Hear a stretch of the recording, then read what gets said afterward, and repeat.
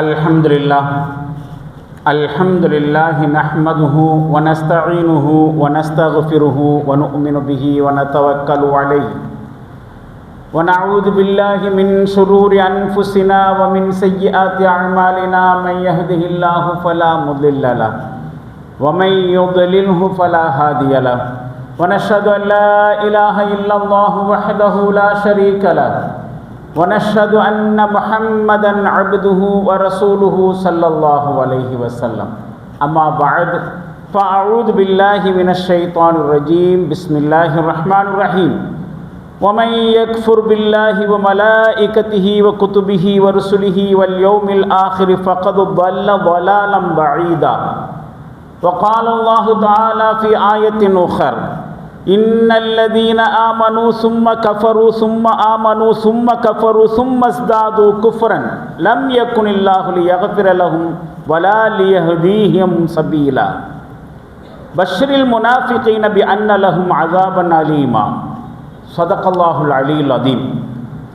அகில உலகையும் படைத்து பரிபாலித்து ரட்சிக்கும் அல்லாஹுக்கே எல்லா புகழும் உரித்தானது. சலாத்தும் சலாமும் நபிகளார் ஸல்லல்லாஹு அலைஹி வஸல்லம் அவர்கள் மீதும் அவர்களது குடும்பத்தினர் தோழர் தொடர்ந்தோர் அனைவரின் மீதும் உலகில் உள்ள மோமின்களான நல்லடியார்களான ஆண்கள் பெண்கள் அனைவரின் மீதும் குறிப்பாக அல்லாஹ்வின் அருள் நாடியவர்களாக ஜுமா தொழுகைக்காக அவனது இல்லத்திலே ஒன்று கூடியிருக்கும் நம்மனைவர் மீதும் என்றும் உண்டாகட்டுமாக. கண்ணியத்திற்கும் மரியாதைக்கும் உரிய பெரியோர்களே, இளைஞர்களே, தாய்மார்களே, சகோதரிகளே, ஒருவேளை ஜனநாயகத்திலே நாம் விரும்புகிற ஒருவன் ஆட்சிக்கு வரலாம், ஆனால் நம்மை விரும்புகிற ஒருவன் ஒருபோதும் ஆட்சிக்கு வரமாட்டான் என்று யாரோ ஒரு அறிஞன் சொன்னான். திரும்பவும் கவனியுங்கள், ஜனநாயகத்தில் நாம் விரும்புகிற ஒருவன் ஆட்சிக்கு வரலாம், நிச்சயமாக நம்மை விரும்புகிற ஒருவன் ஆட்சிக்கு வரமாட்டான் என்கிற ஒரு வழக்கு சொல். அது எவ்வளவு பெரிய உண்மை என்பது இன்றைக்கு நடந்து கொண்டிருக்கக்கூடிய ஆட்சியினால் உணர்ந்து கொள்ள முடிகிறது. நான் வெளிப்படையாகவே சில பெயர்களை சொல்வதால் இதனை ஒரு அரசியல் உரையாக தயவு செய்து நீங்கள் தவறாக எண்ணிவிடக்கூடாது. வேறு வழியில்லாமலும் விஷயத்தை விளங்க வைக்க வேண்டும் என்கிற அடிப்படையிலும் சில பல பெயர்களோ கட்சி பெயர்களோ வந்தால் பொறுத்து கொள்ளுங்கள். தாவேகா கட்சி தலைவர் ஜோசப் விஜய் என்று சொல்லக்கூடிய ஒரு நபர் ஆட்சிக்கு வர வேண்டும் என்று மக்கள், குறிப்பாக முஸ்லிம் மக்களிலே சிலர் விரும்பினார்கள். அவர் வந்துவிட்டார். முஸ்லிம்களில் சிலரும் அவர் வர வேண்டும் என்று விரும்பினார்கள், வரவும் செய்து விட்டார். ஆனால் அவர் முஸ்லிம்களையும் முஸ்லிம்களுடைய நலனையும் முஸ்லிம்களுடைய உரிமையையும் விரும்புகின்றாரா என்று கேட்டால் இல்லை. நடப்பு நிகழ்வுகள் நமக்கு அதனை தெளிவாக உணர்த்தி கொண்டிருக்கின்றன. ஒரு பக்கம் இவையெல்லாம் நாம் எதிர்பார்த்தவையும் தான். புதிதாக இஸ்லாத்திற்கு வரக்கூடியவர்களை பிசி என்று சொல்லப்படுகிற பிற்படுத்தப்பட்டோர் பட்டியலிலே இணைக்க வேண்டும் என்கிற முன்னாள் அரசாங்கத்தினுடைய தீர்மானத்தை சென்னை உயர் நீதிமன்ற மதுரை கிளையினுடைய நீதிபதி என்கிற பெயரிலே இயங்கிக் கொண்டிருக்கக்கூடிய ஒரு சங்கியும் ஒரு துணை சங்கியும் அந்த ஜிஓஒய் அரசாணையை ரத்து செய்திருக்கிறார்கள். முஸ்லிம்களுடைய விருப்பத்திலே ஆட்சிக்கு வந்த தமிழக முதல்வர் இதை எதிர்த்து குரல் கொடுத்தாரா? மேல்முறையீடு செய்தாரா? பெயருக்கு மேல்முறையீடு செய்யப்பட்டது. ஆனால் அரசு வழக்கறிஞர்கள் இந்த விவாதத்திலே மௌனம் சாதித்தார்கள், ஒரு வார்த்தை கூட பேசலை. அதிலிருந்து என்ன தெரிகிறது? அரசு தரப்பிலிருந்து நீங்கள் எந்த வாதத்தையும் முன்வைக்கவில்லை, வேண்டியதில்லை என்று அவர்களுக்கு கட்டளையே பிறப்பிக்கப்பட்டிருக்கிறது. இது நேரடியாக இல்லாவிட்டாலும் மறைமுகமாக முஸ்லிம் விரோத ஆட்சிதான் என்பதற்கான அடையாளம். இதே மாதிரி தான் அவர் ஆட்சிக்கு வந்த புதிதிலேயே பொதுவெளியிலே முஸ்லிம்கள் குர்பானி கொடுக்கக்கூடாது என்கிற ஒரு தீர்ப்பையும் அதே சங்கி நீதிபதி வழங்கினார். சமுதாயத்திலேயோ அரசியல் தளத்திலேயோ ஏதாவது சலனம் ஏற்பட்டதா என்று பார்த்தால் எதுவும் இல்லை. சில பல இடதுசாரி சிந்தனையாளர்களும் இடதுசாரி கட்சியினர்களும் இதை எதிர்த்து சோசியல் மீடியாக்களில் பேசினார்கள் என்பதை தவிர முஸ்லிம்களிடமிருந்து கூட பெரிய அளவுக்கு இதற்கு எதிர்ப்பு வரலை. பொதுவெளியில் குர்பானி யாரும் கொடுக்கவும் இல்லை. ஆனாலும் கூட இது குர்பானி கொடுக்க கூடாது என்று பின்னால் வரக்கூடிய சட்டத்திற்கான முன்னோட்டமாகத்தான் இதை பார்க்க வேண்டி இருக்கிறது. அப்ப இந்த மாதிரியான நடவடிக்கைகள் முஸ்லிம் விரோத நடவடிக்கைகள், இது முஸ்லிம்களுடைய நலன் காக்கக்கூடிய அரசு இல்லை. அதனால தான் இப்படி சொல்லப்படுகிறது. ஒருவேளை ஜனநாயகத்தில் நாம விரும்புகிற ஒருவன் ஆட்சிக்கு வரலாம், சத்தியமாக நம்மை விரும்புகிற ஒருவன் ஆட்சிக்கு ஒருபோதும் வரமாட்டான் என்கிற செய்தி. இந்த விஷயத்தை நான் முன்னோட்டமாக வைக்கிற பொழுது தயவு செய்து ஒரு அரசியல் உரையாக நினைக்காதீங்க, சப்ஜெக்ட் அதுவே இல்லை. இதெல்லாம் ஒரு பக்கம் இருக்கட்டும். இப்போதைய டாக் ஆஃப் சிட்டி, அதை பற்றி நான் கொஞ்சம் சிந்தனை செய்ய வேண்டியிருக்கிறது. அது ஒரு முஸ்லிம் அரசியல்வாதியினுடைய இன்டர்வியூ என்று சொல்லக்கூடிய பேட்டியிலே வந்திருக்கக்கூடிய ஒரு கூற்று. என்ன கூற்று என்று கேட்டால், இன்றைய முதல்வருக்கு ஆதரவு தர வேண்டும் என்கிற முஸ்லிம் சமுதாயத்தினுடைய அழுத்தத்தை நான் என்னுடைய அரசியல் அனுபவத்தில் பார்த்ததே இல்லை. முஸ்லிம் சமுதாயத்தினுடைய எல்லா தரப்பு மக்களும் இன்றைய முதல்வருக்கு ஆதரவு தரணும் என்று சொல்லி இந்த கட்சிக்கும் இந்த கட்சியினுடைய இந்த தலைவருக்கும் அழுத்தம் கொடுத்தாங்களாம். யாரு? முஸ்லிம்கள் எல்லாரும். அது எந்த முஸ்லிம்கள் சொல்லலை.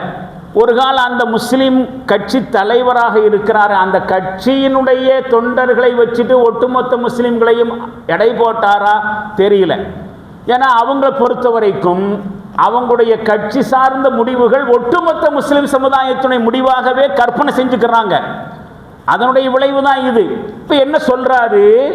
இன்றைய முதல்வருக்கு இந்த கட்சி, இந்த முஸ்லிம் கட்சி ஆதரவு கொடுக்கணும்னு சொல்லி ஒட்டுமொத்த முஸ்லிம்களும் என்ன செஞ்சாங்களாம்? இந்த கட்சிக்கும் இந்த கட்சி தலைவருக்கும் அழுத்தம் கொடுத்தாங்களாம். அந்த அழுத்தத்தை அவருடைய அரசியல் அனுபவத்தில் அவர் பார்த்ததே இல்லையாம். இப்படியாக பேசியிருக்கிறார்.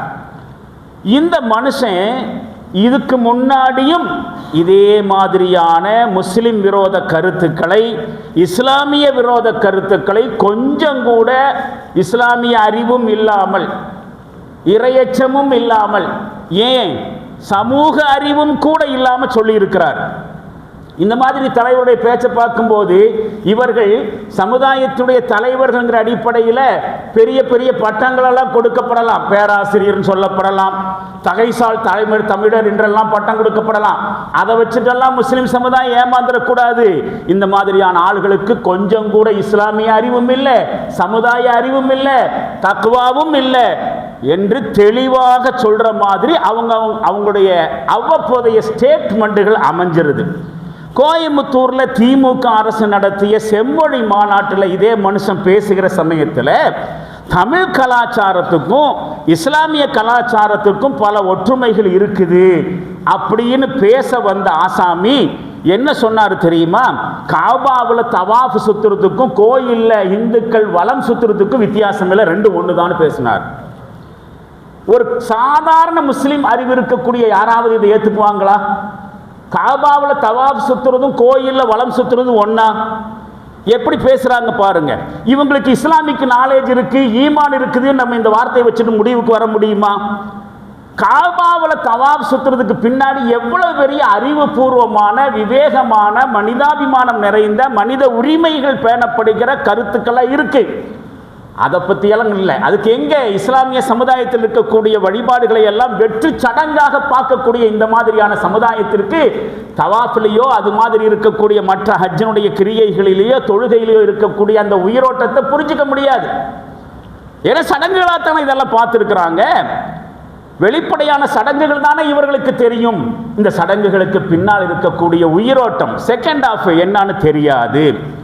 அவருக்கு தமிழ் கலாச்சாரமும் தெரியல, இந்து கலாச்சாரமும் தெரியல. இந்து கலாச்சாரங்கிறது வேற, தமிழ் கலாச்சாரங்கிறது வேற. எல்லாத்துக்கும் மேல இஸ்லாமிய கலாச்சாரமும் தெரியல. அதனால தான் அவர் தவாஃப் சுத்துறதும் கோயிலில் வலம் சுத்துறதும் ஒன்றுன்னு பேசினார். இன்னொரு தடவை இதே ஆசாமி ஒரு எலெக்ஷன் சமயத்தில் திமுகவுக்கு ஓட்டு போடுறது இஸ்லாத்தினுடைய 6ஆம் கடமை. யாராவது ஒத்துக்குவாங்களா? இதை கொஞ்சமாவது இஸ்லாமிக் நாலேஜ் இருக்கிறவன் இதை ஏற்றுக்குவானா? 6ஆம் கடமைங்கிறத இஸ்லாம் எப்படி வச்சிருக்குது? ஆமன்து பில்லாஹி வ மலாயிகத்திஹி வ குதுபிஹி வ ருசுலிஹி, இதெல்லாம் ஈமான் சம்பந்தப்பட்ட விஷயம். இஸ்லாம் சம்பந்தப்பட்ட கடமைகளை 5ன்னு சொல்லுவாங்க, அதோட சேர்த்துறாரு. 1வது களிமா, 2வது தொழுகை, 3வது நோன்பு, சக்காத்து, ஹஜ்ஜு, 5 கடமைகளாம். இவர் அதுல என்ன செய்யறாரு? ஒரு 6வது கடமை பூத்துறாரு. 6வது கடமை பூத்தவே முடியாது, அது வேறு விஷயம். அது இஸ்லாத்தினுடைய ஒரு மாண்பை கூட 6வது கடமையாக சொல்ல முடியாது. இஸ்லாத்துடைய கடமை 5 தான் சொல்லியிருக்காங்க. யாரு சொன்னா? அல்லாஹ்வுடைய தூதர் ஸல்லல்லாஹு அலைஹி வஸல்லம் சொன்னாங்க, புனியல் இஸ்லாமு அலா ஹம்ஸின், இஸ்லாம் 5 தூண்களின் மீது நிறுவப்பட்டு இருக்கிறது என்று சொல்லி இந்த 5 கடமைகளை 5 தூணுன்னு சொன்னாங்க. அப்ப ரசூலுல்லாஹ் 5ன்னு நிர்ணயம் பண்ணதுக்கு மேல 6வது ஒண்ணு நாம யாரும் பூத்த முடியாது, ஒரு இஸ்லாமிய கடமையை கூட பூத்த முடியாது. ஆனா இவர் என்ன செய்யறாரு? ஒரு அரசியல் கட்சிக்கு ஓட்டு போடுறது 6ஆம் கடமைன்னு சொல்றாரு. இஸ்லாம் காரியம் 6, 5 இல்ல. ஒரு மக்தப மதரசாவில் படிக்கக்கூடிய ஒரு குழந்தை இதை ஏற்றுக்கொள்ளாது. நாங்க மதரசாவில் படிக்கும் போது இஸ்லாத்தினுடைய கடமை 5 தானே சொல்லி தந்தாங்க, இவர் என்ன 6ன்னு சொல்றாருன்னா ஒரு குழந்தை கூட கேட்கும். அப்போ ஒரு இஸ்லாமிய குழந்தைக்கு இருக்கக்கூடிய அறிவு கூட இந்த மாதிரியான சமுதாய தலைவர்களுக்கு இல்லை. இது ஒரு பக்கம். வேறொரு முஸ்லிம் அரசியல்வாதி, வேறொரு முஸ்லிம் சமுதாயத்தினுடைய ஒரு அமைப்பு தலைவரான ஒருத்தர், இதுக்கு முன்னாடி சுனாமி வந்துச்சா இல்லையா? அப்படி சுனாமி வந்த சமயத்தில் அன்னைக்கு இருந்த முதலமைச்சர் ஜெயலலிதா அவர்கள் நிவாரணம் செஞ்சாங்க. சுனாமியினால் பாதிக்கப்பட்ட மக்களுக்கு ஏராளமான நிவாரணத்தை அறிவிச்சாங்களாம். அதுக்கு பாராட்டு தெரிவிக்கிறதா நினைச்சுக்கிட்டு நம்முடைய முஸ்லிம் அமைப்பு தலைவர் ஒருத்தர் என்ன சொன்னாரு? சட்டமன்றத்திலேயே என்ன சொன்னாரு? முதல்வர் அவர்களுடைய இந்த சுனாமி நிவாரண பணிகளை பார்க்கிற மக்கள் எங்க பகுதிக்கும் சுனாமி வராதா அப்படின்னு ஏங்குறாங்களாம். யாராவது சுனாமி வரலான்னு ஏங்குவாங்களா? சுனாமி வரணும்னு யாராவது விரும்புவானா? வந்தா என்ன கதியாகும்? வந்த கதி எப்படிப்பட்ட கதியா இருந்துச்சு? அதுக்கு ஒரு அரசாங்கத்தினுடைய கடமையாக, ஒரு முதல்வருடைய கடமையாக சில பல நிவாரணங்களை அறிவிச்சா அதுக்கு பாராட்டு தெரிவிச்சுட்டு போங்க. அதுக்கு பாராட்டு தெரிவிக்கிறதா நினைச்சுக்கிட்டு இப்படி தனி மனித துதிபாடுதல் என்கிற அடிப்படையில் இதான ஹீரோ வர்ஷிப்புங்கிறது, தனி மனித வழிபாடுங்கிறது. அப்ப இந்த ஹீரோ வர்ஷிப்புங்கிற அடிப்படையில் அந்த முதல்வரை பாராட்டுதான் நினைச்சுக்கிட்டு முதல்வர் அவர்கள் அறிவித்திருக்கக்கூடிய சுனாமி நிவாரண பணிகளை பார்க்கிற சுனாமி வராத பகுதியில் இருக்கக்கூடிய மக்கள் எங்க பகுதிக்கு சுனாமி வந்தா இந்த நிவாரணமெல்லாம் எங்களுக்கு கிடைக்குமல்ல? யாராவது கண்ணை வித்துக்கிட்டு சித்திரம் வாங்குவாங்களா? சுனாமியில உசுர பறி கொடுத்துட்டு அதுக்கப்புறம் இந்த நிவாரணம் வந்தா என்ன? அந்த பேசிக் அறிவு கூட நம்முடைய சமுதாய தலைவர்களுக்கு இல்லை. அதனுடைய அடையாளம். அதே மாதிரி இன்னொரு முஸ்லிம் அமைப்பு தலைவர் ஒரு தடவை பேசுகிற பொழுது தான் யாரு கூட சேர்ந்து இருக்கிறோமோ அவங்கள தூக்கி பேசணுங்கிறதுக்காக வேண்டி எதை வேண்டுமானாலும் பேசிடுறது. அப்படி எதை வேண்டுமானாலும் பேசுறதுங்கிற அடிப்படையில் இஸ்லாத்தினுடைய கருத்துக்களையும் இஸ்லாத்தினுடைய மாண்புகளையும் மரியாதையையும் குழி தோண்டி புதைக்கக்கூடிய வேலைகளை சமுதாயத்தினுடைய தலைவர்கள் என்பவர்களை செய்வார்கள் என்று சொன்னால் இவர்கள் அடையாளம் காணப்படணுங்கிறது தான் நம்முடைய கருத்து. ஒருவர் என்ன சொன்னாரு? அதிமுகவினுடைய வெற்றி அல்லாஹ்வுடைய அரிசில் எழுதப்பட்டு விட்டது. அல்லாஹ்வுடைய அரிசினாக்க என்ன நினைச்சிட்டு இருக்கிறாங்க இவங்க? அல்லாஹ்வுடைய அரிசி என்பது ஆட்டமே காண முடியாத ஒரு விஷயம்.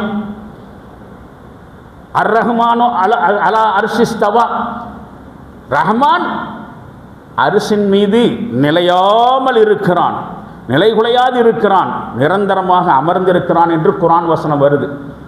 அந்த அரிசிக்கு கீழே யார் இடம் பெறுவாங்க அப்படிங்கிற பற்றி எல்லாம் ஹதீஸ் எல்லாம் கொஞ்சமெல்லாம் இருக்கு. அதெல்லாம் இருக்கட்டும். அதிமுகவுக்கும் அல்லாஹ்வுடைய அரிசிக்கும் என்ன சம்பந்தம்? கொஞ்சம் யோசிக்கணுமா வேண்டாமா? இப்படி பேசினாலாவது கொஞ்சம் லாஜிக் இருக்குது. முஸ்லிம்களுடைய வெற்றி தீர்மானிக்கப்பட்டுருச்சுன்னு சொல்லலாம். ஏன்னா அல்லாஹ்வே சொல்லியிருக்காங்க, கத் அஃப்லஹல் மூமினூன், மூமின்கள் வெற்றி பெற்று விட்டார்கள். சில சந்தர்ப்பங்கள், சில சூழ்நிலைகள், சில வரலாற்று காரணங்களின் அடிப்படையில் மூமின்களுக்கு தான் வெற்றி அப்படிங்கிறத அல்லாஹ் சொல்கிறான். இன்னும் வேறு சில செய்திகளும் சொல்கிறான், வல் ஆகிபத்துல் முத்தகீன், இறுதி முடிவுங்கிறது முத்தகீன்களுக்கு தான். குர்ஆன்ல வசனம் இருக்குது. அந்த அடிப்படையில் முஸ்லிம்கள் இன்றைக்கு தோற்று போனாலும் என்றைக்காவது ஒரு நாளைக்கு ஜெயிக்கத்தான் செய்வாங்கன்னு உங்களுடைய ஈமானின் அடிப்படையில், குர்ஆன் நாலேஜின் அடிப்படையில் பேசுங்க, தப்பு இல்லை. அதிமுகவுக்கு அரசுக்கு என்ன சம்பந்தம் இருக்கு? அப்ப நம்முடைய முஸ்லிம் அமைப்பு தலைவர்கள், இந்த சமுதாயத்துடைய காவலர்கள் நாங்கள் என்று சொல்லிக் கொண்டிருக்கக்கூடிய தலைவர்கள் பேசுகிற பேச்சு, யாரோ ஒரு அரசியல் கட்சிக்கு ஆதரவு தெரிவிக்கிறோங்கிற பேர்ல இஸ்லாத்தினுடைய கருத்துக்களை, இஸ்லாத்தினுடைய மாண்புகளை குழி தோண்டி புதைக்கிறது தானே. அதிமுகவின் வெற்றி அரசியல் எழுதப்பட்டிருச்சான். எவ்வளவு பெரிய கருத்து முத்துக்கள் இதெல்லாம். இதையும் முஸ்லிம் சமுதாயம் எப்படி தெரியுமா ஆதரிச்சது? தலைவர்களை மட்டும் சொல்லிட்டு காரியம் இல்லை. இதை முஸ்லிம் சமுதாயம் எப்படி ஆதரிச்சாங்க தெரியுமா? இந்த மாதிரி வார்த்தைகளை முஸ்லிம் அமைப்பு தலைவர்கள் பேசுகிற பொழுது, நாரே தக்பீர், அல்லாஹு அக்பர். அட பாவிகளா! அல்லாஹு அக்பர் என்கிற வார்த்தையும் அதற்கு பின்னால் இருக்கக்கூடிய ஆழமான கருத்துக்களையும் கொஞ்சமாவது புரிந்திருந்தால், இந்த அபத்தமான கருத்துகளுக்கு சரியாக சொன்னால் அஸ்தக்ஃபிருல்லாஹ் என்று சொல்ல வேண்டிய இடத்தில் அல்லாஹு அக்பர் என்று சொல்லி இவர்களை எல்லாம் ஆதரவு தெரிவிக்கக்கூடிய முஸ்லிம் சமுதாயமும் யோசித்து பார்க்க வேண்டும். அப்ப இந்த மாதிரி எல்லாம் பேசக்கூடிய முஸ்லிம் அரசியல்வாதிகள் அல்லாஹ்வை பற்றி, ஈமானை பற்றி, இஸ்லாத்தை பற்றி எவ்வளவு கேவலமாக கருதி இருக்கிறார்கள், எவ்வளவு அபத்தமா நினைச்சிருக்கிறாங்க. இவங்க தான் நம்முடைய சமுதாயத்தினுடைய தலைவர்கள். இதுதான் நம்முடைய முஸ்லிம் சமுதாயத்தினுடைய தலைவர்களுடைய இஸ்லாமிக் அறிவு அப்படின்னு நினைக்கிற சமயத்தில் வெட்கமா இருக்கு, வேதனையாக இருக்கிறது. யோசிக்கணும். இவங்க தான் நம்மளை என்ன செய்ய போறாங்க? கைப்பிடிச்சி வெற்றியின் பக்கம் அழைச்சிட்டு போக போறாங்க. ஆனால் ஒரு விஷயம் தெரியுமா மக்களே? நாளைக்கு கியாமத்து நாளில் அல்லாஹ் சில பேர்களை பிடிச்சி விசாரிப்பானாம். அப்படி விசாரிக்கிற சமயத்தில் குற்றவாளிகளான அந்த மக்கள் சொல்லுவாங்களாம். என்ன சொல்லுவாங்களாம்? ரப்பனா, எங்கள் இறைவனே, அத்தனா சாதாத்தனா வ குப்ரா அண்ணா, நாங்கள் எங்கள் சமுதாய தலைவர்களையும் பெரியவங்களையும் ஃபாலோ பண்ணணும், அவங்க சொன்னதை கேட்டோம், அதனால் இந்த கதிக்கு ஆளாயிட்டோம். அதனால் ஆத்திஹிம் வேஃபைனி அதாபா, எங்களுடைய சமுதாய தலைவர்களுக்கு 2 மடங்கு தண்டனையை நீ கொடு. இந்த தப்பு செஞ்சு எங்களுக்கு இந்த தண்டனை கொடுக்குறேன்னு சொன்னால், தப்பு செஞ்சதுனால நாங்கள் இதை அக்செப்ட் பண்ணுறோங்கிறது இல்லை, எங்களை இந்த கதிக்கு ஆளான மக்களுக்கு எங்களை விட 2 மடங்கு அதாப கொடுன்னு சொல்லுவாங்க. இப்படியும் வருது. இதை சமுதாய தலைவர்களும் இந்த சமுதாய தலைவர்களை பின்பற்றி கொண்டு நாரே தக்பீர், அல்லாஹ் அக்பர் என்று முழங்குகிறார்களே, அந்த முஸ்லிம்களும் இந்த வசனத்தை எல்லாம் யோசனை செஞ்சு பார்க்கணும். இந்த மாதிரியான பேச்சுக்கள் எல்லாம் பட்டவர்த்தனமான ஷிர்க் என்பதை இவங்களுக்கு யார் எடுத்து சொல்றது?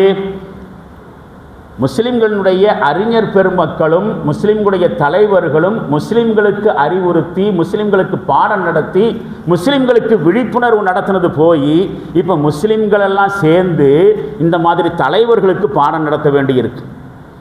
இப்படித்தான் நம்முடைய தலைவர் இருக்கிறாங்க. இன்னைக்கு இருக்கக்கூடிய அரசியல் சூழ்நிலை அப்படின்னு சொல்றது, ஊழல் செய்கிறவன், கொலை கொள்ளையில் ஈடுபடுறவன், ஜாதி வெறியை தூண்டுறவன், ஏகப்பட்ட கிரிமினல் கேஸுகள் இருக்கக்கூடியவன் அப்படின்னு எல்லாம் சொல்லி அரசியல்வாதிக்கு இருக்கக்கூடிய இலக்கணங்கள் எல்லாம் மாறி போயிருக்கிற காலகட்டம். நீ அரசியல்வாதி ஆகணுமா? அரசியலில் இவ்வளவு நாள் உனக்கு அனுபவம் இருக்கணுங்கிற அவசியம் இல்லை. நீ அரசியலில் PhD பண்ணியிருக்கணுங்கிற அவசியம் இல்லை. கொலை செஞ்சிருக்கிறியா, நீ எம்எல்ஏ ஆகலாம். எவ்வளவு ஊழல் பண்ணியிருக்கிற, எத்தனை கோடி ஊழல் பண்ணியிருக்கிற, அதுக்கு தகுந்த மாதிரி உனக்கு எம்எல்ஏ பதவியோ மந்திரி பதவியோ கிடைக்கும். இன்றைக்கு அரசியல் என்பது இப்படி மாறி போயிருக்கக்கூடிய காலத்தில் இந்த குழம்பிய குட்டையில் மீன் பிடிக்கிற கதை மாதிரி முஸ்லிம்களும் இந்த அரசியலை எதையோ தேடிட்டு இருக்கிறாங்க. என்னத்தை தேடி போறாங்க இந்த முஸ்லிம் தலைவர்கள்? எதை தேடிக்கொண்டு இந்த முஸ்லிம் அரசியல் கட்சி தலைவர்களும் தொண்டர்களும் போயிட்டு இருக்காங்கன்னு தெரியல. இந்த சூழ்நிலையில் இந்த வார ஜும்மா உரையின் மூலமாக இஸ்லாத்தை பற்றியும் முஸ்லிம்களை பற்றியும் இந்த ஈமான் இருக்க அதை பற்றியும் எல்லாம் கொஞ்சம் நம்ம யோசித்து பார்க்க வேண்டி இருக்கிறது. அப்போ இவ்வளவு நேரம் பேசினதை வச்சுக்கிட்டு இது ஒரு அரசியல் உரைன்னு நீங்கள் தவறாக நினச்சிடக்கூடாதுங்கிறதுக்காக வேண்டித்தான் ஆரம்பத்திலே சொன்னேன். முஸ்லிம் சமுதாயம் இருக்க இந்த மாதிரி இஸ்லாத்தையும் ஷரியத்தையும் ஒரு விளையாட்டு பொம்மை மாதிரி டீல் பண்ணுறதுக்கு உண்டான சமுதாயம் இல்லை. குழந்தைங்க கையில் பொம்மையை கொடுத்து விளையாடுறது மாதிரி அல்லாஹ் முஸ்லிம்கள் கையில் ஷரியத்தை கொடுக்கல. எப்படி வேணாலும் வச்சு விளையாடுங்க என்கிற ரீதியில் ஷரியத்து கொடுக்கப்படலை. முஸ்லிம் சமுதாயம் அப்படிங்கிறது இந்த உலகத்தில் வாழ்ந்துட்டு இருக்கக்கூடிய ஏராளமான சமுதாயங்களில் 10 1 11 அத்தோடு இது ஒன்றுங்கிற மாதிரி எல்லாம் முஸ்லிம் சமுதாயம் அப்படிங்கிறது. மாறாக முஸ்லிம் சமுதாயம் அப்படிங்கிறவங்க ஒரு குறிப்பிட்ட பொறுப்பை நிறைவேற்றுவதற்காக வேண்டி அல்லாஹ்வினால் நியமனம் செய்யப்பட்டிருக்கக்கூடிய சமுதாயம். இது ஒரு ஜாதி சமுதாயம் இல்லை. ஜாதிக சமுதாயமாக இருக்கக்கூடியவங்க ஒரு கட்சி ஆரம்பித்து அவங்களுடைய உரிமைகளையும் நலன்களுக்காக வேண்டியும் போராடுற மாதிரி முஸ்லிம்களையும் ஒரு ஜாதி கட்சியை போல நினைத்து கொண்டு முஸ்லிம்களுடைய நலன்களுக்காக வேண்டியும் உரிமைகளுக்காக வேண்டியும் அடுத்தவர்கள்ட்ட பிச்சை கேட்டுக்கொண்டிருக்க வேண்டிய சமுதாயம் அல்ல முஸ்லிம் சமுதாயம். முஸ்லிம் சமுதாயம் அல்லாஹ்வினால் ஒரு குறிப்பிட்ட வேலையை செய்யணுங்கிறதுக்காக வேண்டி அப்பாயின்மெண்ட் பண்ணப்பட்ட சமுதாயம், நியமனம் பண்ணப்பட்டிருக்கக்கூடிய சமுதாயம். அதை பற்றி குர்ஆனில் ஏகப்பட்ட விஷயங்கள் இருக்கிறது. முஸ்லிம் சமுதாயத்தில் அதனுடைய முக்கியமான பொறுப்புகளில் ரொம்ப முக்கியமான விஷயம் இந்த தீமைகள் கொடுமைகளுக்கு எதிராக போராடுறது, அதை எதிர்க்கிறது. அந்த கொடுமைகளையும் கொடுமையாளர்களையும் தடுத்து நிறுத்துறதுக்காக வேண்டி எல்லா வகையான ஆற்றல்களையும் அறிவையும் சக்தியையும் பொருளாதாரத்தையும் நேரத்தையும் பயன்படுத்தணும். உனக்கு அல்லாஹ் அறிவை கொடுத்திருக்கிறான், ஆற்றலை கொடுத்திருக்கிறான், ஆயுளை கொடுத்திருக்கிறான், காசு பணத்தை கொடுத்திருக்கிறான், அறிவை கொடுத்திருக்கிறான்னு சொன்னா அதெல்லாம் இந்த உலகத்தில் இருக்கக்கூடிய இன்பங்களை அனுபவிப்பதற்காக வேண்டி இல்லை. இந்த ஆற்றல்களை எல்லாம் பயன்படுத்தி கொடுமைகளை தடுத்து நிறுத்தணும். கொடுமை செய்கிறவனுடைய கையை பிடிச்சி தடுத்து நிறுத்தணும். அது அவர்களுடைய தார்மீக கடமை. தார்மீக கடமைன்னு சொன்னால் மாரல் ரெஸ்பான்சிபிலிட்டி. விரும்பினாலும் சரி, விரும்பாவிட்டாலும் சரி, முடிஞ்சாலும் சரி, முடியாவிட்டாலும் சரி, மௌத்தாகிறதுக்குள்ள இந்த வேலையை செய்தே தீர வேண்டும். அந்த வேலையில் அவன் ஈடுபட்டு இருக்க வேண்டும். அவன் மௌத்தாகிறதுக்குள்ள இந்த கொடுமைகளை எல்லாம் ஒழிச்சு கட்டிட்டு மௌத்தாகணும்னு சொல்லலை. ஆனால் அந்த வேலையில் அவன் இருந்தானா இல்லையானாங்கிறது மட்டும்தான் விசாரணைக்குரிய விஷயம். நீ மௌத்தாகிறதுக்கு முன்னாடி துனியாவில் இருக்கக்கூடிய எல்லா கொடுமைகளையும் முடிவுக்கு கொண்டு வா என்று சொல்லலை. அந்த மாதிரியான வேலையில் நீ இருக்கணும். அதுதான் அவனுடைய மாரல் ரெஸ்பான்சிபிலிட்டி. குன்தும் ஹைர உம்மத்தின் உஹ்ரிஜத் லின்னாஸ், நீங்கள் மனித சமுதாயத்திற்கு ரோல் மாடலாக இருக்க வேண்டிய சமுதாயம். அதற்காக வேண்டி அல்லாஹ்வினால் தேர்வு செய்யப்பட்ட சமுதாயம். எந்த வகையில் ரோல் மாடல்? தஅமுரூன பில் மஅரூஃப், நீங்கள் நன்மையான விஷயங்களை இந்த உலக மக்களுக்கு எடுத்து சொல்ல வேண்டும், ஏவிக்கொண்டிருக்க வேண்டும். வதன்ஹவுன அனில் முன்கர், தீமையை விட்டு மக்களை தடுத்து கொண்டிருக்க வேண்டும். எல்லா வகையான தீமைகள் கொடுமைகள், சிந்தனை ரீதியான கொடுமைகள் தீமைகள், செயல் ரீதியான தீமைகளும் கொடுமைகள். அது முஸ்லிம்களுக்கான கொடுமைகள் இழப்புகள் மட்டுமல்ல, மனிதர்களுக்கு ஏற்படுகிற எல்லா வகையான தீமைகள் கொடுமைகளை விட்டும் இந்த முஸ்லிம் சமுதாயம் அவற்றையெல்லாம் தடுத்து கொண்டிருக்க வேண்டும். வதுமினூன பில்லாஹ், இந்த அடிப்படையில் நீ மோமினா இருக்கணும். இப்போ வாயளவில் மோமினாக இருக்கிறது அல்ல, செயல் ரீதியாக மோமினா இருக்கணும்னு சொல்லுவான். இது அவர்களுடைய தார்மீக பொறுப்பு. இந்த தொழுகை, நோன்பு, ஜக்காத்து, ஹஜ்ஜு அது அவனுடைய இண்டிவிஜுவல் தனிப்பட்ட கடமைகள். சமுதாய கடமை என்று பார்த்தா சொசைட்டியில் இருக்கக்கூடிய தீமைகளுக்கு எதிராக குரல் கொடுக்கிறதும் போராடுறதும் அவனுடைய தார்மீக பொறுப்பு. இந்த பொறுப்பை அவங்க நிறைவேற்றித்தான் தீரணும். வாழ்க்கையில் ஒரு சந்தர்ப்பத்திலேயாவது இதற்காக வேண்டி அவன் முயற்சி செஞ்சுதான் ஆகணும். அப்போ முஸ்லிம்கள் எந்த சமுதாய பொறுப்பை நிறைவேற்றுவதற்காக வேண்டி அல்லாஹ்வினால் அப்பாயின்மெண்ட் செய்யப்பட்டிருக்கிறாங்களோ அந்த பொறுப்பில் அந்த முஸ்லிம் சமுதாயம் அலட்சியமாக இருக்கிற போதுதான், அல்லது அந்த பொறுப்பில் அவர்கள் தோல்வி அடைகிற சமயத்தில் தான் அவங்களால இஸ்லாமியர்களாக வாழ முடிகிறதில்லை. அவர்கள் இஸ்லாத்தினுடைய உரிமைகளையும் முஸ்லிம்களுடைய உரிமைகளையும் இழந்து தவிக்க வேண்டி வர்றதும் அதன் காரணமாகத்தான். எதன் காரணமாக? அல்லாஹ் கொடுத்திருக்கக்கூடிய இந்த பொறுப்பு இருக்கு, இந்த சோசியல் ரெஸ்பான்சிபிலிட்டி, சமுதாய பொறுப்புணர்வு, சமுதாய கடமை, தீமையை தடுக்க வேண்டும், நன்மை ஏவிக்கொண்டிருக்க வேண்டும், சமூக கடமை. இந்த டியூட்டியில் அவன் கேர்லெஸ்ஸாக இருக்கிறனால தான் முஸ்லிம் சமுதாயத்திற்கு ஏற்படுகிற அத்துணை அரசியல் உரிமைகள் இழப்பும் சமுதாயத்தில் ஏற்பட்டிருக்கக்கூடிய அத்துணை குழப்பங்களுக்கும் காரணம். இதில் கரெக்டாக இருந்தால் அல்லாஹ் அவர்களுக்கு எல்லாவற்றையும் தருவதாக வாக்குறுதியை கொடுத்திருக்கிறான்.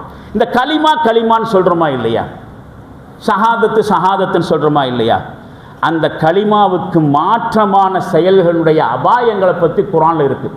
களிமாவை ஏற்றுக்கொள்வதால் ஏற்படுகிற நன்மைகள், ஷஹாதத்தை ஏற்றுக்கொள்வதால் ஒரு தனி மனுஷன் முஸ்லீமுக்கு என்னென்ன நன்மை கிடைக்குது, சமுதாயத்துக்கு என்ன நன்மை கிடைக்குது, அதை பற்றி ஏராளமான விஷயங்களை எல்லாம் இஸ்லாம் சொல்லித்தருது. உதாரணமாக ஒருத்தன் இந்த ஷஹாதத்து களிமான்னு சொல்கிறோமே, அதை ஏற்றுக்கொள்கிற பொழுது அவனுக்கு கிடைக்கிற முதல் நன்மை என்ன தெரியுமா? சுயமரியாதை, செல்ஃப் ரெஸ்பெக்ட். அதுதான் அவனுக்கு கொடுக்கப்படுது. எப்படி தெரியுமா? அல்லாவுக்கு மட்டும் கீழ்ப்படுகிற பொழுது வேற எவங்காலையும் உழ வேண்டிய அவசியம் இல்லை. ஈமான் ஒரு மனுஷனுக்கு கொடுக்கக்கூடிய முதல் நன்மை சுயமரியாதை.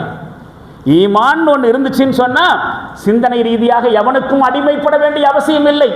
அல்லாவுக்கு மட்டுமே அடிமையாக இருக்கக்கூடியவன் தன்னை மாதிரி மலத்தை சுமந்து கொண்டிருக்கக்கூடிய இன்னொரு மனுஷனுடைய காலில் விழமாட்டான், விடக்கூடாது. ஈமான் ஒன்று இருந்துச்சுன்னு சொன்னா அடுத்தவனை தூக்கி பிடிக்க மாட்டான். ஒரு கொடுமைக்காரனை என்ன செய்ய மாட்டான், வானலாவ புகழ மாட்டான். ஈமான் ஒருத்தனுக்கு கொடுக்கக்கூடியது. எப்ப ஈமான்ல குளறுபடி வருகிறதோ அப்ப அவன் ஈமானையும் அடகு வைப்பான், அடுத்தவனுடைய ஈமானையும் அடகு வைப்பான். அதுதான் இன்னைக்கு நம்முடைய முஸ்லிம் சமுதாய தலைவர்கள் செஞ்சுட்டு இருக்காங்க. அப்ப ஒட்டுமொத்த முஸ்லிம் சமுதாயத்துடைய மானத்தையும் கொண்டு போய் ஒரு சக மனுஷனுடைய காலடியில கொண்டு போய் குப்பை மாறி கொட்டி இருக்கிறாங்க இந்த சமுதாய தலைவர்கள். என்ன சொல்லப்படுகிறது தெரியுமா? அதிமுகவுடைய வெற்றி அரசியல் எழுதுறதெல்லாம் ஒரு பக்கம் இருக்கட்டும், ஆனால் கொடுமைக்காரன் ஒருவன் புகழப்படுகிற பொழுது அல்லாஹ்வுடைய அரிசி நடுங்குகிறது. நபி ஸல்லல்லாஹு அலைஹி வஸல்லம் சொன்னாங்க. இந்த ஹதீஸ்லாம் பார்க்க வேண்டாமா? ரசூலுல்லாஹ்வுடைய சுன்னத்தை ஃபாலோ பண்றதுங்கிறது தாடி வைக்கிறதுலையும் தொப்பி போடுறதுலையும் மட்டும்தானா, இல்ல சுன்னத்தை ஹத்னா பண்றது இல்லையா? ஒரு கொடுமைக்காரன் புகழப்படுகிற பொழுது அல்லாஹ்வுடைய அரிசி நடுங்குகிறது என்று சொன்னதுக்கு பின்னாடி 1000 காரணம் இருக்கிறது. அந்த காரணத்தை இந்த சமுதாய தலைவர்கள் புரிஞ்சிருக்கிறாங்களா? இவர்கள் தான் நம்முடைய சமுதாய தலைவர்களா? நான் சொல்ல வருகிற விஷயம், ஈமான் ஒரு மனுஷன் தரக்கூடிய முக்கியமான விஷயம் சுயமரியாதை.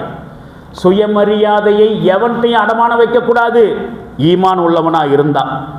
அதே மாதிரி இந்த ஈமான் குளறுபடியாகிற பொழுது என்ன விளைவு ஏற்படும் என்று கேட்டால், எவன் அல்லாஹ்வையும் அல்லாஹ்வுடைய தூதரையும் அல்லாஹ்வுடைய வானவர்களையும் மறுக்கின்றானோ, வல்யௌமில் ஆகிர் மறுமை நாளையும் மறந்து பேசுகிறானோ, ஃபகத் வல்ல வலாலம் பஈதா அவன் வெகு தூரமான வழிகேட்டில் சென்று விட்டான். வழிகேடு வலாலத்து. லலாலத்தெல்லாம் சாதாரணமாக கருத முடியாது. லலாலத் என்பது பெரிய விளக்கத்திற்குரிய விஷயம். அதுக்கான சமயம் இதுவல்ல, விஷய பொருத்தமும் இல்லை, விட்டுறலாம். ஈமானுக்கு மாற்றமான செயல்கள் மிகப்பெரிய வழிகேடு. திருக்குரான் ஷரீஃபில் சூரத்து நிசா என்கிற 4வது அத்தியாயத்தில் 136வது வசனம் இப்படி சொல்கிறது, யார் அல்லாவை மறுக்கிறானோ, மலக்குமார்களை மறுக்கிறானோ, வேதங்களை மறுக்கிறானோ, இறை தூதர்களுக்கு மாற்றமாக செயல்படுகிறானோ, மறுமையை மறுக்கிறானோ. மறுக்கிறான்னு சொன்னா டைரக்டா மறுமை இல்லை, வேதம் இல்லை, ரசூல் இல்லைன்னு சொல்லணுங்கிற அவசியம் இல்லை. இந்த குரானிய கருத்துக்கள், ஈமானிய கருத்துக்களுக்கு முரணான கருத்துக்களை எவன் பேசினாலும் அவன் மறுக்கிறதுக்கு சமந்தான். ஃபகத் வல்ல வலாலம் பஈதா வெகு தூரமான வழிகேட்டில் அவன் சென்று விட்டான். அப்ப மார்க்கத்தை, ஷரியத்தை, ஈமான, இஸ்லாத்தினுடைய கருத்தோட்டங்களை எல்லாம் ஒரு சாதாரணமாக பார்க்கக்கூடிய, மனசுல தோன்ற மாதிரி வேடிக்கையாக விளையாட்டாக பார்க்கக்கூடிய, அதன் அடிப்படையில் தங்களுடைய கேரக்டர்களை எல்லாம் தங்களுடைய விருப்பத்துக்கு தகுந்த மாதிரி மாற்றிக்கொள்ளக்கூடிய, சரியாக சொன்னால் மார்க்கத்தை ஒரு விளையாட்டு பொம்மையை போல ஆக்கிவிடக்கூடிய சில பேர்கள் இருக்கிறார்கள். மனசுக்குள்ள ஒரு அலை அடிச்சதுனாக்கா மோமின் ஆயிடுவான். சோடா ஸ்பிரிட் மாதிரி. சோடா ஸ்பிரிட்டுங்கிறது உங்களுக்கு தெரியும், உடைச்சா சொய்யன்னு பொங்கும், பொங்குன வேகத்தில் அப்படியே அடங்கி போகும். ஈமானுங்கிறது அப்படி அல்ல. சில சந்தர்ப்பங்களிலே மட்டும் பொங்கி பிரவாகம் எடுப்பதும், அரசியல் லாபங்களுக்காக வேண்டியோ உலக லாபங்களுக்காக வேண்டியோ ஈமானிய அந்த ஸ்பிரிட்டை கீழே இறக்குறதுங்கிறதெல்லாம் மோமினுடைய வேலை இல்லை. அப்போ ஒரு அலை அடிச்சா மோமின் ஆகிறது, இன்னொரு அலை அடிச்சானாக்கா காஃபிரா மாறிடுது. இவர் அல்லது முஸ்லிமாக இருக்கிறனால தங்களுடைய காரியங்கள் எல்லாம் லாபகரமாக இருக்கும் அப்படின்னு நினச்சிக்கிட்டு முஸ்லிம்களோடு சேர்ந்துக்குவாங்க. ஏதாவது பாதகம் ஏற்படுவதாக தோன்றினால் நிராகரிக்கக்கூடியவருடைய கூட்டத்துக்கு போயிடுவாங்க. அதுவரைக்கும் முஸ்லிம்கள் கூட பயணம் செஞ்சதோ, முஸ்லிம்களுடைய மாண்புகளை பற்றி வாய்களிய பேசியதோ காணாமல் போயிடும். சுயலாபங்களுக்காக வேண்டி மற்றவர்களோடு கரம் கோர்க்கக்கூடியவர்கள். என்ன மாதிரியான மனநிலை? இந்த மாதிரியான மனுஷங்களுக்கு யார் அல்லாஹ் தெரியுமா? அவர்களுடைய மனோ இச்சை தான் அல்லாஹ் என்று சொல்றான். அவர்களுடைய இந்த மனோ இச்சையை அவர்கள் கடவுளாக ஆக்கி கொண்டார்கள். அந்த கடவுள் அவங்க மனசுக்குள்ள வெளிப்பட்டா அந்த மனோ இச்சைக்கு அவங்க கீழ்ப்படிஞ்சிருவாங்க. பட்டவர்த்தனமான சிறுக்கு. இப்படிப்பட்டவர்களை அல்லாஹ் ஒருபோதும் மன்னிக்கவே மாட்டான் என்று வேற சொல்கிறான். நாம் எவ்வளோ யோசிக்க வேண்டி இருக்கிறது. விழுந்து விழுந்து இபாதத்து செய்கிறோமே, அந்த இபாதத்துகள் அல்லாஹ்வினால் ஏற்றுக்கொள்ளப்படுவதில்லை என்பது மட்டுமல்ல, இந்த மாதிரி ஆளுக கூட கூட்டு சேர்ந்துக்கிட்டு நாமும் இந்த சிந்தனையுடையவர்களாக மாறி போனோம்னு சொன்னால் நாம் மன்னிக்கப்பட மாட்டோம் என்று அல்லாஹ் எச்சரிக்கை செய்கிறான். அதை எப்படி சொல்கிறான் தெரியுமா? மன்னிக்க மாட்டேன் அப்படின்னு சொல்லக்கூடியதை எப்படி சொல்கிறான் தெரியுமா? ஈமானு குஃப்ரு அந்த பக்கம் இந்த பக்கம் சாடிட்டே இருக்கிறாங்களே. சில நேரங்களில் ஈமானிய செயல்பாடுகள், ஈமானிய சிந்தனைகள், வேறு சில சந்தர்ப்பங்களில் குஃப்ரான சிந்தனைகள், குஃப்ரான செயல்பாடுகள். இப்போ ஈமானுக்கும் குஃப்ருக்கும் இடையில் அல்லாடி கொண்டிருக்கிறார்களே, எந்த பக்கம் சாடுன்னு சொல்ல முடியாது. மதில் மேல் பூனை மாறியா, வலா இலா ஹாவுலாயி வலா ஹாவுலாயி, இந்த பக்கமும் இருக்க மாட்டாங்க, அந்த பக்கமும் இருக்க மாட்டாங்க. முதபதேன பைன தாலிக்கு, இதுக்கும் அதுக்கும் மத்தியில் அல்லாடி கொண்டிருக்கக்கூடியவர்களை பற்றி குர்ஆன் நிறைய பேசுகிறது. அந்த வரிசையில் வருகிற செய்தி தான் இது. இன்னல்லதீன ஆமனு, எவர்கள் இறை நம்பிக்கை கொண்டு, சும்ம கஃபரு, பிறகும் இறை மறுக்கிறார்களோ, சும்ம ஆமனு, மறுபடியும் ஈமான் கொண்டு, சும்ம கஃபரு, மறுபடியும் நிராகரிப்பு போக்கை மேற்கொள்கிறார்களோ, சும்மஸ்தாது குஃப்ரா, பிறகும் கூட நிராகரிப்பிலேயே மூழ்கி கொண்டிருக்கிறார்களோ, லம் யகுனில்லாஹு லியக்ஃபிர லஹும், இவர்களுக்கு அல்லாஹ் மன்னிப்பையே கொடுக்க மாட்டான். வலா யஹ்தீஹிம் சபீலா, வலாலி யஹ்தியஹும் சபீலா, இவர்களுக்கு நேர்வழியையும் காமிக்க மாட்டான். பஷ்ஷிரில் முனாஃபிகீன பி அன்ன லஹும் அஸாபன் அலீமா, இந்த முனாஃபிக்குகளுக்கு கடுமையான தண்டனை இருக்கு என்றது வாழ்த்து சொல்லுங்கள் நபியே. அல்லாஹ் கிண்டலா சொல்றான். இருக்கு இவங்களுக்கு நல்ல சம்பளம் இருக்கு. வாழ்த்துன்னா என்ன அர்த்தம்? முனாஃபிக்குகளுக்கு வாழ்த்தா? என்ன மீனிங்கில் சொல்றான் இந்த வாழ்த்தை? சில பசங்க குறும்பு காட்டும் பொழுது என்ன சொல்லுவாங்க? வா உங்கள் வாப்பாட்ட நல்ல சம்பளம் இருக்கு, வா நல்ல கூலி இருக்கு சொல்லுவாங்கல்ல. கூலியாது, அடி கிடைக்குங்கிறது தான் அப்படி சொல்கிறது. அதை மாதிரி தான் அல்லாஹ் சொல்கிறான். பஷ்ஷிரில் முனாஃபிகீன பி அன்ன லஹும் அஸாபன் அலீமா, இழிவுபடுத்துகிற வேதனை தண்டனை இவர்களுக்கு உண்டு என்று இவர்களுக்கு சுப செய்தி சொல்லுங்கள். திருக்குர்ஆன் ஷரீஃபில் அதே சூரத்து நிசா என்கிற 4வது அத்தியாயத்தில் 137 138வது வசனமாக இடம்பெறுகிறது. இந்த குஃப்ரு நிராகரிப்பு இருக்கிறதா இல்லையா, அதுக்கும் இந்த ஈமான் என்று சொல்லக்கூடிய நம்பிக்கைக்கும் இடையில் அல்லாடி கொண்டிருக்கக்கூடியவர்களை பற்றி தான் அல்லாஹ் சொல்கிறான். வேறு வகையில் சொல்வதாக இருந்தால், நான் ஒரு நம்பிக்கையாளன் அப்படின்னு வாயளவில் சொல்கிறானா இல்லையா, அந்த வாயளவில் சொல்லக்கூடிய, வாயளவில் உரிமை கோரக்கூடிய அந்த ஈமான் இருக்கிறதே, உண்மையில் அப்படிப்பட்ட ஈமானெல்லாம் எனக்கு இல்லைன்னு தன்னுடைய சொல்லாலும் செயலாலும் சொல்கிறது பேர் தான் குஃப்ரு. குஃப்ருனாக்கா சிலைகளுக்கு முன்னாடி போய் வணங்குறதோ, அல்லாஹ் இல்லை என்று சொல்வதோ மட்டுமல்ல குஃப்ரு. வாயளவில் என்ன சொல்கிறான்? நானும் ஒரு ஈமான்தாரி என்று சொல்லுறான். ஆனால் சிந்தனை அளவிலையோ, சொல்லளவிலையோ, செயலளவிலையோ எந்த ஈமானுக்கு உரிமை கோருகிறானோ அந்த ஈமான் என்கிட்ட இல்லை என்று தெரிவிக்கிற மாதிரி செயல்படுறதெல்லாம் தான் குஃப்ரு. இதை நம்ம புரிஞ்சுக்கணும். இப்போ இஸ்லாத்தினுடைய இந்த குறிப்பிட்ட அடிப்படையான நம்பிக்கையில் ஏதாவது ஒரு நிராகரிப்பை மேற்கொண்டு விட்டால் அதனுடைய விளைவு ஷரியத்திலிருந்து விலகி வெகு தூரம் போகிறது தான். இப்படி தொடருகிறது. இந்த குஃப்ரில் இஸ்தாத் ஜியாதத்து பண்ணுறதுன்னா அது இன்னும் விளக்கத்திற்குரிய விஷயம். நபிகளார் ஸல்லல்லாஹு அலைஹி வஸல்லம் அவர்கள் இந்த கருத்தோட்டம் இருக்கா இல்லையா, இதை நமக்கு வேறு வகையில் விளக்கி இருக்கிறாங்க. ஜபர் இப்னு அப்துல்லாஹ் என்று சொல்லக்கூடிய ஒரு நபி தோழர் அறிவிக்கிறார். ஒரு தடவை நபிகளார் ஸல்லல்லாஹு அலைஹி வஸல்லம் அவர்கள் கஅப் இப்னு உஜ்ரா என்று சொல்லக்கூடிய ஒரு சஹாபி முன்னாடி உட்கார்ந்துட்டு இருக்கும் பொழுது அவரை வச்சு சொல்றார், ஆதகல்லாஹு யா கஅப் இப்னு உஜ்ரா மின் இமாரத்தி சுஃபஹா. கஅப் இப்னு உஜ்ராவே, முட்டாள் தலைவர்களை விட்டு அல்லாஹ் உங்களை பாதுகாக்கட்டும். வார்த்தையை கவனிக்கணும். இமாரத்த சுஃபஹா, மூடர்கள், முட்டாள்கள், அறிவிலிகள், அறிவீனர்கள், எப்படி வேணாலும் சொல்லலாம். எங்கே இருக்குது? குர்ஆனுடைய வார்த்தை பிரயோகம். சயக்கூலு சுஃபஹான்னு சொல்லிட்டு குர்ஆனில் 2வது ஜுஸு ஒன்று ஸ்டார்ட் ஆகும். அலிஃப் லாம் மீம் முதல் ஜுஸு, 2வது ஜுஸு எங்கேருந்து ஸ்டார்ட் ஆகும்? சயக்கூலுன்னு ஆரம்பிக்கும், சுஃபஹான்னு ஆரம்பிக்கும். இந்த மூடர்கள் சொல்வார்கள் என்று தொடங்கும். அந்த வார்த்தையை வச்சு தான் சொல்கிறாங்க. எதுவும் சேர்த்துறாங்க? இமாரத் என்று சொல்லக்கூடிய தலைவர்களோடு ஜாயின் பண்ணி சொல்கிறாங்க. கஅப் இப்னு உஜ்ரா, ஆதகல்லாஹு யா கஅப் இப்னு உஜ்ரா மின் இமாரத்தி சுஃபஹா, முட்டாள் தலைவர்களை விட்டு அல்லாஹ் உன்னை பாதுகாப்பாகனாக அப்படின்னு சொன்ன பொழுது கஅப் இப்னு உஜ்ரா கேட்பார், வமா இமாரத்து சுஃபா, அல்லாஹ்வுடைய தூதர் அவர்களே, மூடர்களுடைய தலைமை, முட்டாள் தலைவர்கள்னா என்ன, யாரை சொல்றீங்க? நபி ஸல்லல்லாஹு அலைஹி சொல்வார்கள், உமராஉன், சில தலைவர்கள், யகூனுன பஅதி, எனக்கு பிறகு வரப்போகிற சில தலைவர்கள் லா யக்ததூன பிஹுதாய, என்னுடைய ஹிதாயத்தை கொண்டு மக்களை வழிநடத்த மாட்டார்கள்.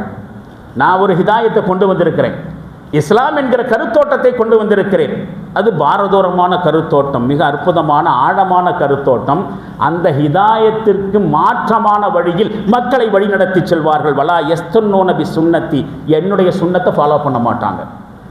நான் கொண்டு வந்திருக்கக்கூடிய சுன்னத்திற்கு எதிரான நடைமுறையில் மக்களை வழிநடத்தி கொண்டு போவார்கள். ஃபமன் சதக்கஹும் பிகிதுபிஹிம், இவர்களுடைய பொய்யை எவன் உண்மைப்படுத்துகிறானோ, ஆனஹும் அலா துல்மிஹிம், இவர்களுடைய கொடுமைக்கு எவன் பக்கபலமாக உதவியாளனாக இருக்கிறானோ, ஃபஉலாயிக லைசு மின்னி வலஸ்து மின்ஹும், அவர்கள் என்னை சார்ந்தவர்களும் அல்ல, நான் அவர்களை சார்ந்தவனும் அல்ல. இப்போ நம்ம தலைவர்களை விட்டுருவோம், முட்டாள்தனமான தலைவர்களை விட்டுருவோம். இங்க ரசூலா சொல்லக்கூடியவங்க நம்மளை பற்றி தான். இந்த முட்டாள் தலைவரிடமிருந்து பாதுகாப்பாக இருக்க வேண்டும். யாரு? முஸ்லிம் சமுதாயம். அதைத்தான் இந்த ஹதீஸ்ல சொல்றாங்க. நாம இந்த ஜும்மா உரையின் வாயிலாக புரிந்து கொள்ள வேண்டியதும் படிப்பினை பெற வேண்டிய விஷயம் இதுதான். என்னமோ உளறி கொட்டிட்டு போட்ட இந்த சமுதாய தலைவர்கள், ஆனால் இந்த தலைவர்களுக்கு பின்னால் இவர்களும் நம்முடைய தலைவர்கள் என்று சொல்லி பின்னால் போய் கொண்டிருக்கிறோமே, நாம தான் இந்த ஹதீஸை பார்க்கணும். அவங்க பார்க்காட்டி பரவாயில்லை. என்ன சொல்றாங்க?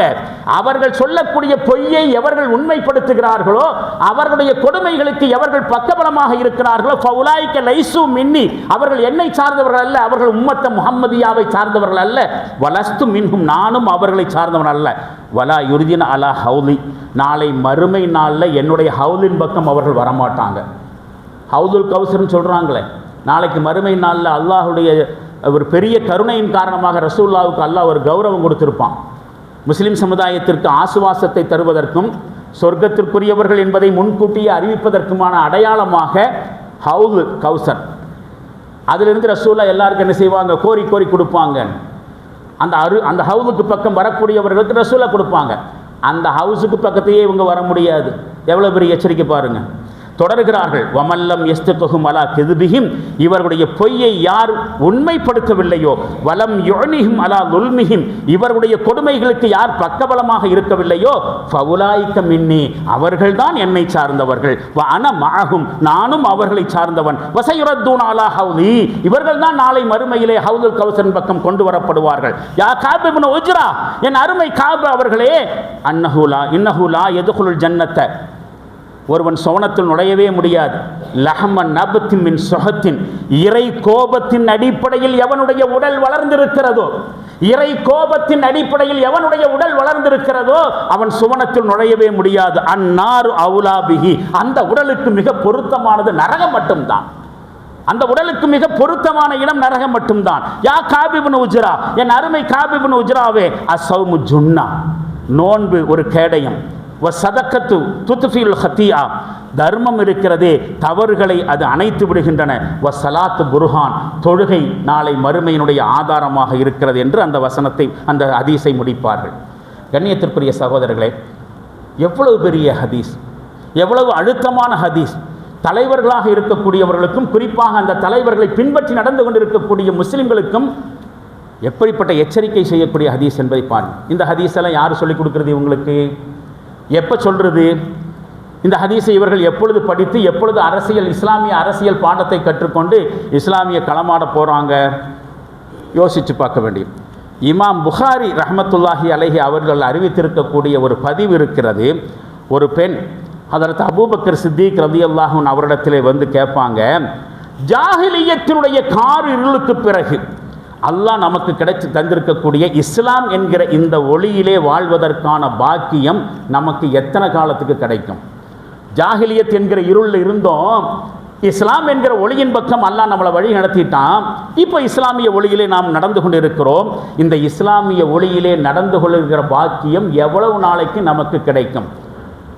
இந்த இஸ்லாமிக் லைஃப் என்கிற அந்த வாழ்க்கை முறை எவ்வளவு நாளைக்கு நமக்கு பாசிபிலிட்டி சாத்தியமாகும் என்று கேட்கிற பொழுது அபூபக்கர் சித்திக் ரலியல்லாஹு அன்ஹு சொல்வார்கள், உங்களுடைய தலைவர்கள் உங்களை உறுதியான நேர்வழியோடு வழிநடத்தி கொண்டிருக்கும் காலமெல்லாம் இஸ்லாம் என்கிற ஒளி அணையாமல் உங்களோடே இருக்கும். கவனிங்க, இஸ்லாம்ங்கிறது நமக்கு அல்லாஹ் கொடுத்திருக்கக்கூடிய ஒரு கௌரவம், நம்மளை ஹானர் படுத்தி இருக்கக்கூடிய விஷயம். இல்லாமல் நாம முஸ்லீமா இருக்கிறனால அல்லாஹ்வுக்கு ஒரு விஷயம் இல்லை, ஒரு நன்மையும் இல்லை. இஸ்லாத்தின் மூலமாக அல்லாஹ் நம்மை கண்ணியப்படுத்தி இருக்கிறான். அதன் மூலமாக நமக்கு ஒளியை கொடுத்திருக்கிறான். எவ்வளவு பெரிய இழப்பு ஏற்பட்டாலும் முஸ்லிமை பொறுத்த வரைக்கும் பெருமைக்குரியவனாக இருக்கக்கூடிய விஷயம் என்ன தெரியுமா? நான் ஒரு முஸ்லிம் என்பதிலே அவன் பெருமிதம் கொள்கிற பொழுதுதான். அதுதான் அவனுக்கான கௌரவம், அதுதான் அவனுக்கான கண்ணியம்.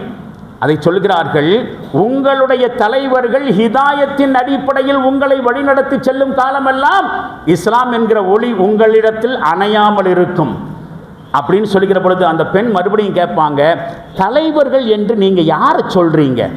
அபூபக்கர் சித்திக் ரலியல்லாஹு சொல்வார்கள், உங்களது மக்களுக்கு கட்டளையிடுவதற்கும் உத்தரவு பிறப்பிப்பதற்கும் சில தலைவர்களை நீங்க செலக்ட் பண்ணுவீங்கல்ல, அவங்க ஒன்றும் வானத்திலிருந்து குதிச்சவங்களோ பூமியிலிருந்து பொட்டி முளைத்தவர்களோ இல்லை, உங்களால் தேர்ந்தெடுக்கப்படுபவர்கள் தான்.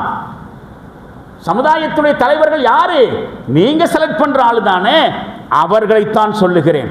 ஆமா, நாங்க அப்படித்தானே செஞ்சுட்டு இருக்கிறோம், நாங்க செலக்ட் பண்ற தலைவர்கள் சொல்றதுதானே கேட்கிறோம் என்று சொல்கிற பொழுது அவர்களைத்தான் சொல்கிறேன். அந்த தலைவர்கள் உங்களால் தேர்வு செய்யப்பட்டு உங்களால் அங்கீகாரம் வழங்கப்பட்டிருக்கக்கூடிய தலைவர்கள் ஹிதாயத்தின் அடிப்படையில் உங்களை வழிநடத்துகிற காலமெல்லாம் இஸ்லாம் உங்களிடத்தில் அணையாமல் இருக்கும், ஒளி வீசிக் கொண்டிருக்கும். அவங்க கிட்டு போயிட்டானாக்க இஸ்லாம் உங்கள்கிட்ட இருந்து போயிடும்னு சொல்லாமல் சொல்றாங்க. கண்ணியத்திற்குரியவர்களே, இந்த கட்டத்திலே முஸ்லிம்களாகிய நம்மிடத்தில் வந்திருக்கக்கூடிய சமுதாய பொறுப்பு அப்படிங்கிறது ரொம்ப ரொம்ப முக்கியத்துவம் வாய்ந்த பொறுப்பு. முஸ்லிம்களை பொறுத்த வரைக்கும் அவங்க எந்த பகுதியில் வாழ்ந்துட்டு இருக்கிறாங்களோ அந்த பகுதியில் இருக்கக்கூடிய மற்றவர்களுக்கு தங்களுடைய சொல்லாலும் செயலாலும் இஸ்லாத்துடைய மாண்பை எடுத்து காட்ட வேண்டியிருக்கிறது. இன்றைக்கு சோசியல் மீடியா முழுக்க முழுக்க இஸ்லாத்திற்கு எதிராக பயன்படுத்தப்பட்டு கொண்டிருக்கிறது. வரக்கூடிய ஒவ்வொரு செய்தியும் இஸ்லாத்துடைய மாண்பையும் முஸ்லிம்களுடைய மரியாதையும் குலைக்கிற வகையில் அபாண்டமான இட்டுக்கட்டப்பட்ட பல செய்திகளால் வலம் வந்து கொண்டிருக்கிற பொழுது நம்முடைய சமுதாய தலைவர்கள் இதை பற்றியெல்லாம் கொஞ்சம் கூட சிந்திக்காமல் எப்படிப்பட்ட காலத்தில் வாழ்ந்து கொண்டிருக்கிறோம், எப்படிப்பட்ட சூழ்நிலை நம்மை சுற்றி நிலவிக் கொண்டிருக்கிறது என்பதை பற்றி கொஞ்சம் கூட பொறுப்புணர்வே இல்லாமல் இந்த மாதிரியாக யாவனோ ஒருவனை தனி மனித தொழில்வாடி கொண்டிருப்பார்கள் என்று சொன்னால் யோசிக்க வேண்டியவர்கள் நாம தான். கண்ணியத்திற்குரியவர்களே, இப்போ உங்களிடத்தில் நம்முடைய பொறுப்பை பற்றி சுருக்கமாக சொன்னேன். நாம் நம்முடைய இஸ்லாத்தை பிரதிபலிக்க வேண்டும். நானும் ஒரு முஸ்லீம், உங்களை மாதிரி வாழ்கிறதுக்கு எனக்கும் உரிமை இருக்குது என்று கெஞ்சி கொண்டிருப்பதல்ல முஸ்லீமுடைய பொறுப்பு. இஸ்லாத்தை நீ ஏற்றுக்கொண்டால் அதன் மூலமாக நீயும் மிகப்பெரிய வாழ்வை பெறுவாய் என்று நம்முடைய சொல்லாலும் செயலாலும் அடுத்தவர்களுக்கு செயல் சான்று வழங்க வேண்டிய கடமை கொண்டவர்கள். இந்த செயல் சான்றுன்னு சொல்கிறோமே, இதை பற்றியும் ஆச்சரியமான ஈமான், ஆழமான ஈமான் கேள்விப்பட்டிருப்போம், உறுதியான ஈமான் கேள்விப்பட்டிருப்போம். ஆச்சரியமான ஈமான் கேள்விப்பட்டிருக்கீங்களா? அதுவும் யார் ஆச்சரியப்பட்டது? நம்முடைய உயிரினும் மேலான நபிகள் நாயகம் ஸல்லல்லாஹு அலைஹி வஸல்லம் அவர்கள் ஒரு ஈமானை ரொம்ப ஆச்சரியமான ஈமானை சிலாகிச்சு சொன்ன ஒரு செய்தி இருக்கிறது. அது என்ன ஆச்சரியமான ஈமான்? ஆழமான ஈமான், உறுதியான ஈமான், அறிவார்ந்த ஈமான் நிறைய இருக்கிறது. ஆச்சரியமான ஈமான்னா என்ன? செயல் சான்று வழங்குறதுனா என்ன? இன்ஷா அல்லாஹ் அடுத்த வாரம் இதை குறித்து தெளிவாக தெரிந்து கொள்வோம். தெரிந்து கொண்ட விஷயங்களின் அடிப்படையிலே நம்முடைய சிந்தனைகளையும் செயல்களையும் சீர்திருத்திக் கொள்வதற்கும் நம்முடைய தலைவர்கள் இஸ்லாமிய வழியிலே செல்வதற்கும் அல்லாஹ் நம் அனைவர்களுக்கும் தௌஃபீக் செய்தருவானாக. வாஹிர் தாவானா அனில் ஹம்துலில்லாஹி ரப்பில் ஆலமீன். பாரக்கல்லாஹு லனா வலக்கும் ஃபில் குர்ஆனில் அதீம் வ நஃபஅனா வ இய்யாக்கும் பில் ஆயாத்தி வ ذிக்ரில் ஹக்கீம். இன்னஹு தஆலா ஜவாதுன் கரீமும் மலிக்கும் பர்ரு ரഊஃபுர் ரஹீமுன் வ ரப்புன் ஹலீம்.